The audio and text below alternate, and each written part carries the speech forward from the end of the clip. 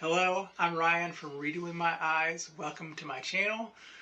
This is going to be my weekly wrap-up. I'm going to talk about the books that I have read in this past week, and then I'm going to look ahead and tell you some of the arcs that I have been approved for. The first book we got, Sundowner's Dance by Mr. Todd Keisling.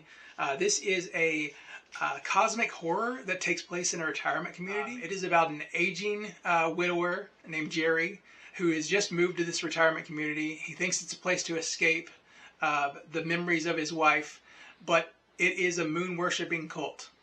The Sundowner's Dance deals with aging, grief, and dementia. It takes dementia very seriously. Dementia in the book is compared to brain rot and worm food, and the author Todd Keisling has a lot of fun with your brain turning to worm food. Because this is a cosmic horror. It has a lot of creatures that are nightmare fuel. The book has a really good pace. It has really memorable characters. It has 3 perspectives. And it has a pretty solid ending and an epilogue that is just amazing, that will knock your socks off. It is just a perfect ending to this crazy, crazy, crazy book. The next book I read is Pet Sematary by Stephen King. Pet Sematary is grief horror at its finest. It's probably one of his darkest books. It deals with the loss of a child, and it deals with that question, if you could bring it back, should you? It's really good. I don't need to go too much into Pet Sematary. Most people know what it is, and it's a pretty good book. It has a really good flow, and it has a pretty good ending that none of the movies have really touched on in its adaptations. What I'm currently reading is Rideshare by Timothy King and James Kaine. This is a short story collective that is tied together through a rideshare. It has Charlie that drives around picking up people, but you don't know the reason he's picking up people. And once he picks them up, we get the story of how they got to his rideshare. It's really interesting. It's really gory. I've only read one story so far, but it lived up to what they promised on gore, mayhem.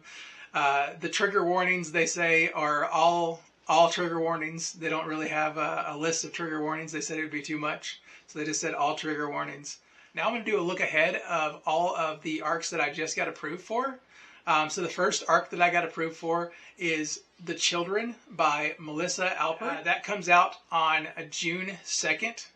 I really don't know too much about it. I know it's like a kind of sci-fi fantasy, but it's already got a really good blurb from Stephen King where he said the children reminded him of Ray Bradbury at his best. And I love Ray Bradbury. Fahrenheit 451, Something Wicked This Way Comes. He is one of my favorites from childhood, and so I'm really looking forward to this one. Another one I got approved for is Thrilling Tales of Modern Men by Danny McBride. Danny McBride is an actor, writer from Eastbound and Down, The Righteous Gemstones, Vice Principals.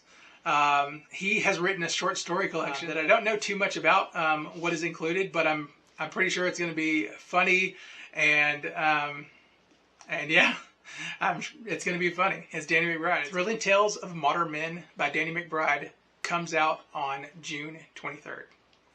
Another book that I got approved for is my last book that I got approved for ARC, and it is Not a Word by Linwood Barclay.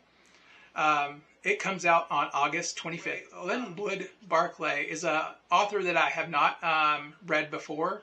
I know he did Whistle, which was really popular, and a horror. This one is going to be more of a detective story. I really haven't gone into what it is about, but I'm intrigued to read his stuff. I know he's a favorite of Stephen King and Joe Hill. All right, guys, that is my wrap up, and I will see you guys next week.